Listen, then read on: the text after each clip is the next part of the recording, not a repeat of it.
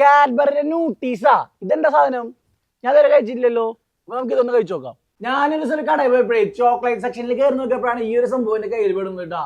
ഇതാണ് കാഡ്ബറീസിന്റെ ന്യൂട്ടീസ് എന്ന് പറഞ്ഞ ഒരു ഐറ്റം. ഇത് ഞാൻ ആദ്യമായിട്ട് കാണുന്നതും കഴിക്കാൻ പോണതും. അപ്പൊ നിങ്ങളിൽ പലരും ഇത് കണ്ടിട്ടുണ്ടായിരിക്കും, കഴിച്ചിട്ടുണ്ടായിരിക്കും, നിങ്ങളുടെ ഫേവറേറ്റ് ഐറ്റം ആയിരിക്കും. പക്ഷെ ഞാനിത് ആദ്യമായിട്ട് കാണണം. നമുക്ക് എന്തായാലും ഇത് കഴിച്ചു നോക്കാം. കഴിച്ചു നോക്കാത്ത ഒരു വീഡിയോ മുഴുവനായിട്ട് കണ്ടോ, ഇതിന്റെ എക്സ്പീരിയൻസ് നമുക്ക് ഇവിടെ ഷെയർ ചെയ്യാം. അപ്പൊ ഇതേപോലുള്ള പ്രൊഡക്റ്റുകളുടെ റിവ്യൂസിനായിട്ട് നമ്മുടെ പേജ് ഫോളോ ചെയ്യാൻ വേണ്ടി മറക്കണ്ട. കൂടുതൽ പ്രൊഡക്റ്റിന്റെ വീഡിയോസ് കാണാൻ വേണ്ടി നമ്മുടെ പേജിന്റെ പ്രൊഫൈൽ കയറി നോക്കിയാൽ മതി. അപ്പൊ ഇതാണ് ആ ഒരു സംഭവം എന്ന് പറയുന്നത്. ഈ ഒരു പെട്ടിയിട്ടുള്ള ഇതേപോലത്തെ ഒരു പാക്കറ്റാണ് വരുന്നത്. 50 രൂപയാണ് ഈ ഒരു സാധനത്തിന്റെ വില വരുന്നത്. അപ്പൊ നമ്മൾ ഇതിന്റെ പാക്കറ്റ് പൊട്ടിച്ചിട്ട് നമുക്ക് ഈ പ്ലേറ്റിലേക്ക് മാറ്റാം. അപ്പോൾ ഇതിൽ തന്നെ കൊടുത്തിട്ടുണ്ട് ഇതൊരു അണ്ടിപ്പരിപ്പറ്റിയും ചോക്ലേറ്റിന്റെ ഒക്കെ ഒരു ഫ്ലേവർ ആയിരിക്കും എന്നാണ് ഇതിൽ പടം കൊടുത്തപ്പോൾ നമുക്ക് മനസ്സിലാക്കാൻ വേണ്ടി പറ്റുന്നത്. കഴിച്ചു നോക്കാം നമുക്കിത്. ഒരു 12 ബോൾസ് ആണ് ഈ 50 രൂപ വില വരുന്ന ഈ ഒരു ന്യൂട്ടീസിന്റെ ഉള്ളിലുള്ളത്. കടിച്ച് അതിൻ്റെ ഉള്ളിൽ ഇങ്ങനെയാണ് ഇരിക്കുന്നത് കേട്ടോ. അണ്ടിപ്പരിപ്പൊക്കെ ഇതിൻ്റെ ഉള്ളിൽ വരുന്നുണ്ട്.